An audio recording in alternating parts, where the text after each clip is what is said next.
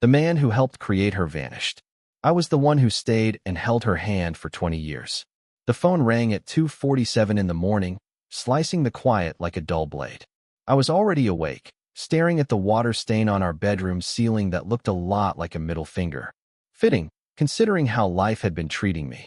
Erica lay beside me, breathing deep, the easy sleep of someone whose conscience never keeps them up. Must be nice. Dad. Lily's voice cracked through the receiver, and my chest went cold. Dad, we are in trouble. There has been an accident. Mom picked up some guy at the bar, and now there are police everywhere, and it is a mess. Where are you? I was already pulling on jeans. My heart hammered like it wanted out of my ribs. Route 9 Quarry. Dad, hurry. They are putting Mom in an ambulance. The drive took 12 minutes. It felt like 12 hours. I gripped the wheel so hard I thought I might snap it. Erica had been working late, again, third time this week. Working late at Riley's bar, apparently. Very professional. The scene looked like a movie after the explosion stopped. Red and blue lights washed the road in sick colors. An ambulance sat with the doors open. Paramedics bent over a stretcher. A black sedan had folded itself around a telephone pole, steam curling off the crushed hood. I spotted Lily first, wrapped in a blanket in the back of a patrol car. Her face was pale. A small cut on her forehead was already taped. She looked up, saw me, and relief moved through her eyes so strong it almost put me on my knees. Sir, you cannot. A young officer tried to stop me. That is my daughter and my wife. I pushed past. Protocol could wait. Detective Megan Brooks appeared at my elbow. We went to high school together back when she was just Megan, and I thought I understood the world. Now she wore a badge and the tired look of someone who has seen too much. Ryan, she said, touching my arm. Your wife is alive, but it is serious. Head trauma. Possible internal injuries. They are taking her to St. Andrews. What happened? I stared at the wreck, trying to read the physics of ruin. Best we can tell, she was driving with a passenger. Male, mid-30s. They hit the pole around 50 miles per hour. Your daughter was in the back seat. The seat belt saved her life. I walked to Lily. My legs felt like wet concrete. She threw her arms around me. I could smell fear, sweat, and something else on her clothes.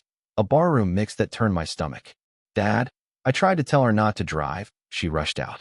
She had been drinking, and that guy, he was all over her, and she was laughing. What guy? I looked back at Megan. Where is he? Her face went carefully neutral. He is in custody. Name is Derek Lawson. We found illegal substances in his jacket and a .38 caliber revolver in the glove compartment. Both are violations given his record. His record? Ryan, Megan said softly. You may want to sit. I was already moving toward the ambulance as they loaded Erica. Her face was a mess of bruises and road grime. The expensive blonde hair she was proud of was matted and wet. She looked small, breakable, nothing like the sharp-tongued woman who had cut me down to size for the last 5 years. Is she going to make it? I asked a paramedic. We are doing everything we can. Are you the husband? Yeah, I said. I am the husband. The words tasted like ashes. The ambulance pulled away, siren rising. Megan was still watching me with that cop look. The one that says she knows something I do not, and I am not going to like it. Megan, who is Derek Lawson? She opened a small notebook. Derek James Lawson, age 37. 3 arrests for assault. 2 for possession with intent to distribute. 1 for armed robbery. He did 18 months upstate. Out last year. She met my eyes. Ryan, your wife has been bailing him out financially. We found receipts in her purse. The world tilted. I caught myself on the hood of a patrol car. That is not possible. Erica does not know criminals. She is a lawyer, for God's sake. Yeah, well, she knows this one. The bartender at Riley's says they have been meeting there twice a week for months. Same back corner table every time. Lily stared at the ground, tears slipping down. I wanted to gather her up and fix everything, but my own life was coming apart faster than I could grab it. Dad, she whispered, there is something else. Something I should have told you a long time ago. St. Andrew's Medical Center smelled like bleach and broken promises. The fluorescent lights buzzed overhead and painted everything in a sick green tint. Erica was in surgery, 3 hours and counting. Lily and I sat in the waiting area between humming vending machines that clicked like they were keeping time with our nerves. Tell me, I said at last. Whatever it is, just tell me. Lily twisted her hands in her lap. At 20, She looked like a little girl again, lost and scared. Mom has been seeing men for years, Dad. Not just Derek. Others. A lot of others. Her words hit like body blows. How long have you known? I asked. Since I was 16, Lily said, eyes on her hands. Maybe earlier. I would come home from school and find men in the living room. Or I would see messages on her phone when she left it on the counter. She said they were clients, but clients do not. She flushed and let it hang. Do not what? I pressed. Do not put their hands all over her. Do not stay for dinner when you are working late. Do not leave their underwear in the guest bathroom. Something cold settled behind my ribs, like ice growing in the dark. Why did you not tell me? I thought you knew, she said. I thought you were pretending not to. Like maybe that is how married people deal with things. Tears welled again. Then, when I got older, I realized you really did not know. And I could not figure out how to say it without blowing everything up. A man in green scrubs walked over with that steady, practiced face doctors wear. Mr. Cooper? I am Dr. Paul Halvorsen. Your wife is stable. Surgery went well, but we placed her in a medically induced coma. We need to watch the brain swelling. When will she wake up? Hard to predict, he said. Could be days. Could be weeks. Brain injuries do not run on schedules. After he left, I stared at the patterned carpet and tried to add it all up.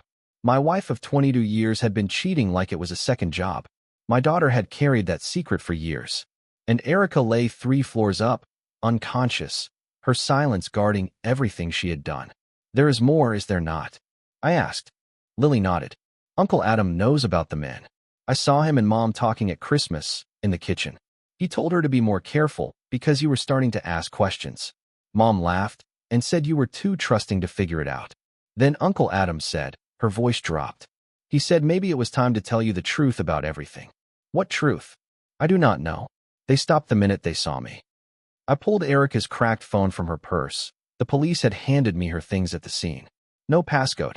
Of course. She always trusted that no one would invade her privacy. The messages read like a book I did not want in my house. Derek was not the only name. There was Brandon, the contractor who redid our kitchen. Kevin, her paralegal. A contact saved as Wednesday man, with a thread full of filth that made my stomach turn. And then the photos, the ones that crushed whatever was left. Erica in poses I had not seen in years, with men I had never met, in rooms I could not place. A whole second life, documented and stuffed into a device she left on the coffee table every day. Dad, Lily watched my face. I turned the screen. She looked for 10 seconds, then pushed it back. I am sorry, she whispered. I am so sorry you had to find out like this. How many people knew? I do not know. Some of her friends, probably. Uncle Adam, for sure. The bartender at Riley's seemed to know Derek pretty well. I thought of the dinner parties and holidays. All those sideways glances I could never decode. Turns out there was a punchline, and I was it. My phone buzzed. A message from Adam. Heard about the accident. Is Erica okay? Do you need anything? I stared at it. My brother, playing concerned, as if he did not already know exactly what kind of crash this was. She is alive. We need to talk, I typed. His reply came fast. Of course, whatever you need. Whatever I needed. What I needed was never to have married Erica more 22 years ago. What I needed was to pay attention. Instead of grinding 60-hour weeks to cover law school, clothes, cars, and a lifestyle that ate money and respect. What I had was a cheating wife in a coma, a daughter who had been shielding me from the truth, and a brother who had been shielding her from consequences. Lily, I said, go stay with Mia for a few days. Dad, no. I want to stay with you. This is about to get ugly. Really ugly. I do not want you in the crossfire. She shook her head. I have been in the middle for 4 years. I am not leaving you now. I looked at her and realized my little girl had become the strongest person in our house. While I worked and Erica cheated, Lily held the pieces together by sheer will. Okay, I said. But when this turns bad, and it will, if you want out, you tell me. It will not get worse than it already is, she said. She was wrong. It was about to get much, much worse. The next morning I called in sick for the first time in 3 years. Frank Dalton, my boss, did not ask questions. In a town like ours, gossip outruns bad news, and everyone already knew there had been a wreck. What they did not know, yet, was the rest. They would. I sat at the kitchen table with Erica's things spread out like evidence. Her laptop asked for a password. She had written it on a sticky note inside the desk drawer. Lily, 2003. The year our daughter was born. Even her security was a sentimental lie. The machine opened a door I would have paid anything to keep shut. Email threads with her girlfriends trading play-by-plays of adventures. Calendar entries that pretended to be meetings but were clearly not business. Bank records that showed a steady drip of cash withdrawals I had never questioned because I trusted her with the bills. $15,000 in 6 months. Little pulls, again and again, out of our joint account. Overtime money I thought was headed to Lily's college fund, Erica's student loans, our future. Turns out it bought hotel rooms, dinners, and gifts for men who were not her husband. My phone rang. Adam's name. Ryan, I am so sorry about Erica. How is she? She is in a coma, I said. But you probably already knew that. Silence stretched. What do you mean, he asked. I mean you knew she was cheating. Lily heard you and Mom at Christmas. More dead air. I could hear him doing the math. Ryan, you are upset and confused. We should talk in person. We should, I said. How about you come here now? I cannot. I am in court all day. Maybe this evening. Come here now, I said. Or I start making very public calls about what I found on Erica's laptop. 20 minutes later, Adam sat across from me looking like he had aged 5 years. He was always the handsome one, the success story, the son our parents bragged about. Today he looked worn and guilty. How long have you known? I asked. Ryan, this is not the time. How long? He rubbed his face. A couple of years. Maybe 3. And you said nothing. What was I supposed to do? Hey, Ryan, your wife is sleeping around. You seemed happy. You never pressed her about her schedule or her friends or the money. Because I trusted her, I said. Because I am a fool who thought his wife worked late and his brother gave a damn. He leaned back. A flash of anger crossed his face. You want the truth? The real truth? You ignored her for years. You worked all the time. You never took her anywhere. You never bought her anything nice. What did you think would happen? I worked to pay for her law school, I said. I worked to pay for this house, her car, Lily's tuition, everything she said she needed. I worked so she could have the life she wanted. But you did not give her attention, he said. You did not make her feel wanted. So it is my fault she slept with half the county? Adam stood and paced to the window. It is not about fault. It is reality. Erica is beautiful and smart. She has needs. Stop, I said, lifting a hand. Stop talking before I do something we both regret. He kept going, and I realized he was not just defending Erica. He was defending himself. She tried with you, he said. She did. But you were not there, emotionally or physically. You treated her like a roommate. How would you know how I treated her? I asked. Because she told me, he said. Because she was lonely and needed someone to listen. Something in his tone turned my blood cold. Adam, tell me you did not. He looked at the floor. It was not supposed to happen. The words hit like a hammer. I stood so fast the chair tipped. You slept with my wife. It was 1 time, he said quickly. Maybe 2. It did not mean anything. When does it matter, Adam? When? He was quiet for a long beat. Then he said, your wedding night. The world went silent. I heard my own heartbeat. My hands started to shake. My wedding night. I said, you passed out in the hotel room, he said. She was crying. Said she felt abandoned on the most important day of her life. I was trying to comfort her, and it happened. And the second time? Lily's first birthday, he said. You were outside grilling. She was in the kitchen talking about how lonely she felt, how you never touched her anymore. I hit him. My fist found his jaw before my brain caught up. He stumbled, knocked a chair over, and straightened with a red line blooming on his lip. Get out, I said, quiet and clear.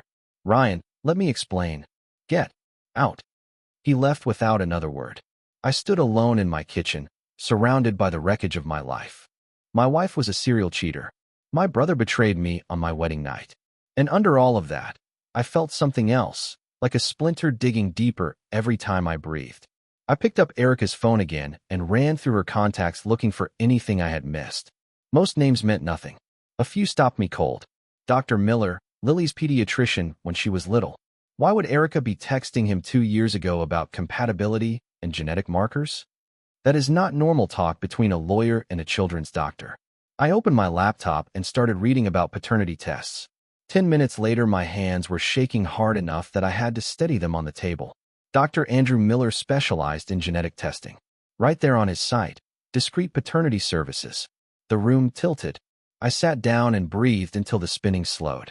Lily's chart says she is O negative. I am a positive. Erica is B positive. I had never once thought about blood types.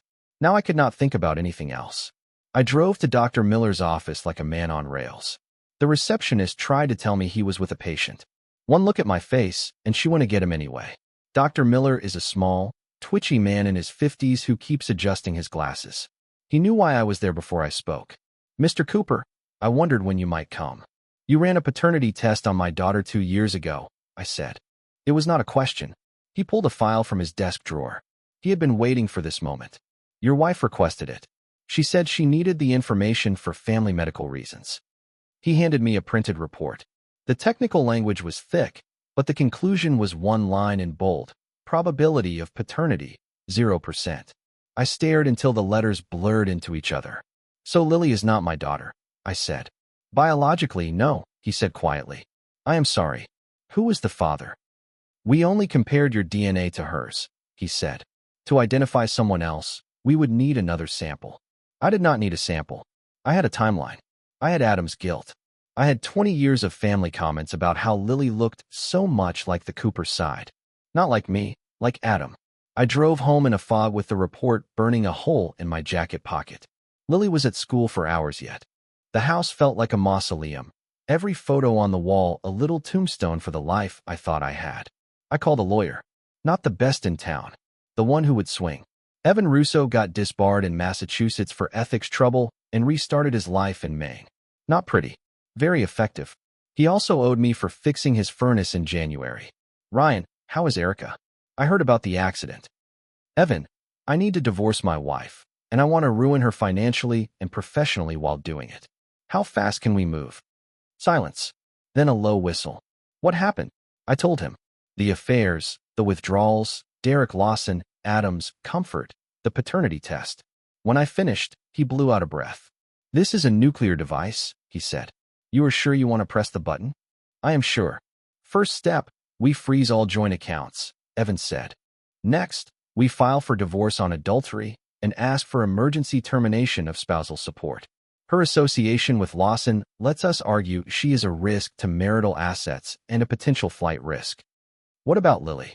"Legally, you are her father," he said. "Biology does not undo 20 years of parenting. Unless she demands otherwise, custody should favor you." "And Adam?" Evan's voice turned flat. "What about him?" "I want him to suffer too." "I get it," he said. "But he is not your spouse.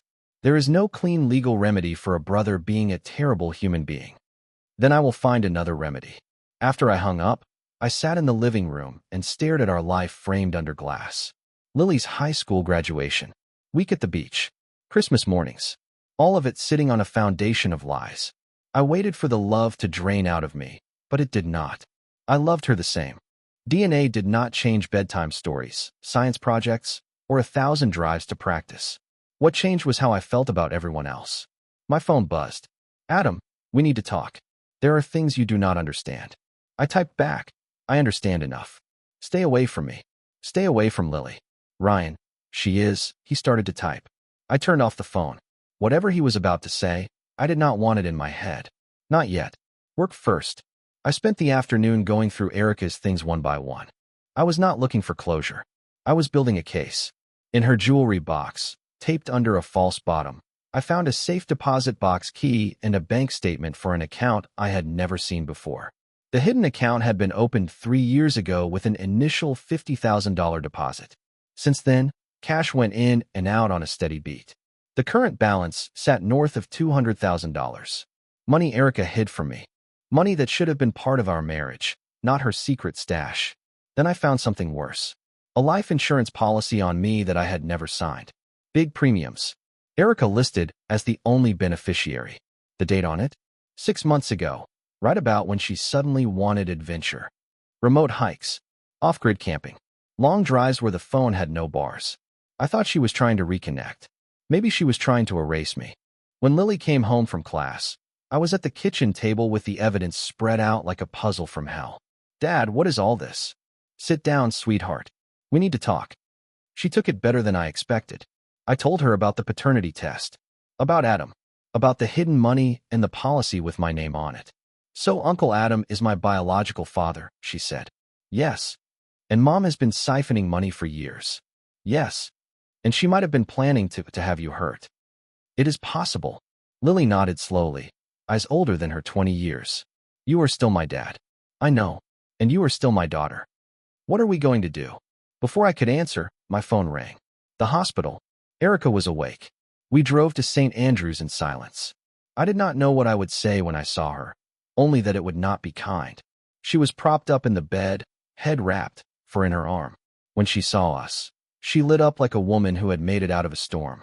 Ryan. Lily. Thank God. I was so scared. Drop the act, I said. I set the DNA report on the tray. We are going to talk. The color drained from her cheeks. Ryan, I can explain. 20 years, Erica. 20 years of lies. Lily stepped to the window, close enough to hear, far enough to breathe. I was grateful she stayed. She is the only honest person left in our family. It is not what you think, Erica whispered. It is exactly what I think, I said. You have been cheating for years. You have been stealing from our joint accounts. You took out a life policy on me without my knowledge. And Lily is not my biological daughter. She is your daughter, Erica said quickly.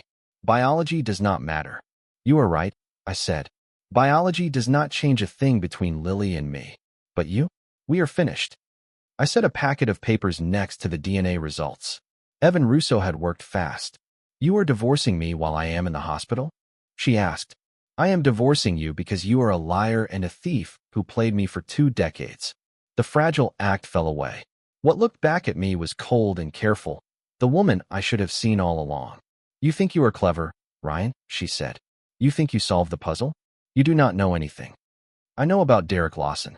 I know about the other men. I know about the cash you hid. I know about Adam. Adam told you, she sneered. He told me enough. I found the rest. She laughed, a hard sound that did not match the bandages. Poor Ryan. Still clueless. Enlighten me, I said. You want the truth? The real truth? Adam and I were together before I ever met you. You were a convenient cover. Her words hit like thrown bricks. I kept my face still. Keep talking. Adam was married when we started, she said. His wife was pregnant. He could not risk a scandal. When you asked me out, he told me to say yes. Keep you close. Keep you busy while he sorted his life.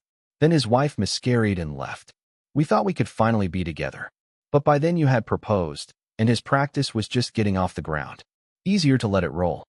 So you married me as a favor to my brother. I married you because Adam asked me to. We planned to divorce you after a year or 2. Then I got pregnant with Lily, and Adam said it would look better if she had a steady home with a father who was not going anywhere. I looked at Lily. She stood frozen, face carved in shock. So Adam is Lily's father, I said. And you both lied for 20 years.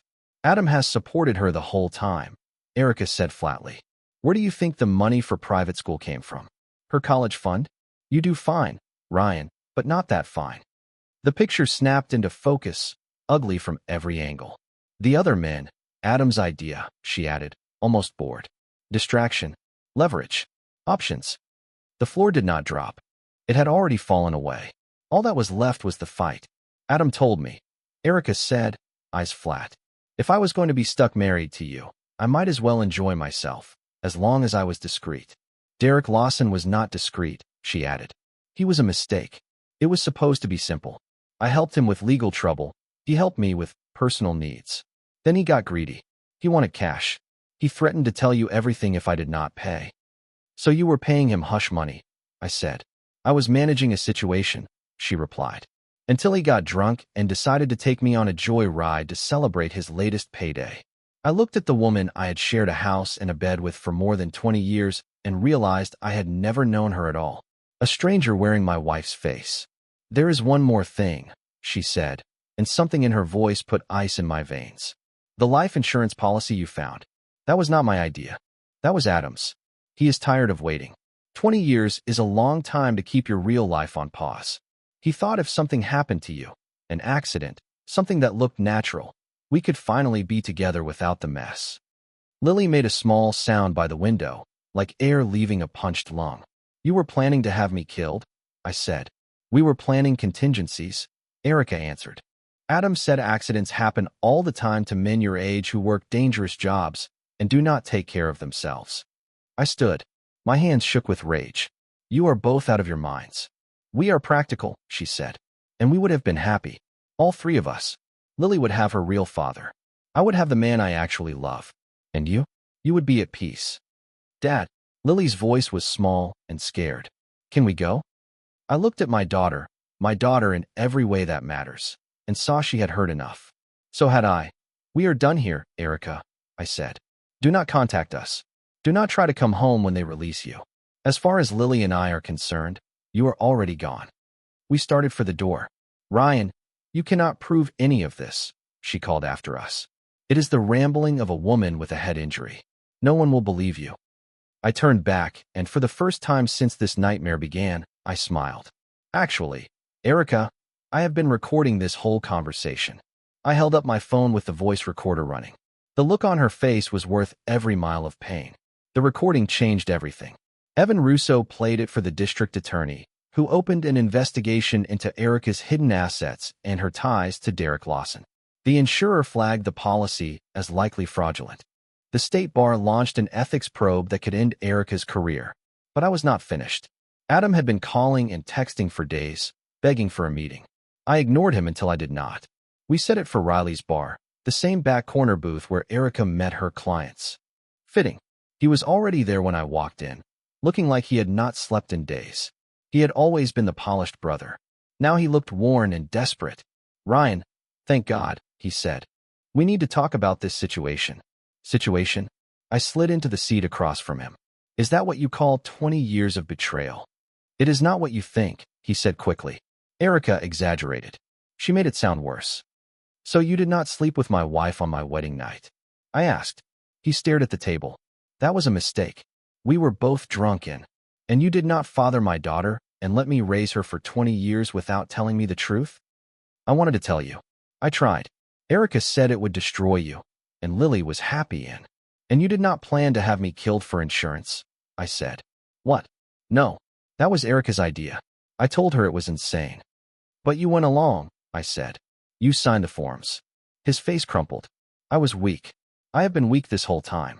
Erica always knew how to push me into things I knew were wrong. So this is Erica's fault, I said. Not entirely, he whispered. But you have to understand.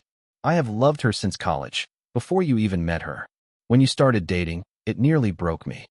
So you decided to break me instead, I said. I never wanted to hurt you, he said. I only wanted to be with her. And Lily, God, Ryan, Lily is my daughter. I have missed 20 years of being her real father. Something inside me snapped. I leaned in until Adam could feel my breath. Let me make this simple, I said. Lily is my daughter. I raised her. I loved her. I showed up for every scraped knee, every nightmare, every school play, and every broken heart. You were the man who vanished. Ryan, I am not finished. You want to know what happens now? I said. You lose everything. Your law practice. Your reputation. Your freedom, if I can help it. And Lily? She does not want to see you again. You cannot keep me from my daughter. Watch me. I stood to leave. Adam grabbed my arm. Ryan, please. We are brothers. We can fix this. I looked at his hand, then at his face. We are not brothers anymore. I walked out of Riley's bar and drove straight to his office. His secretary tried to block the hall. I kept walking and stepped into his private conference room where he sat with a client in a sharp suit. Gentlemen, forgive the interruption, I said.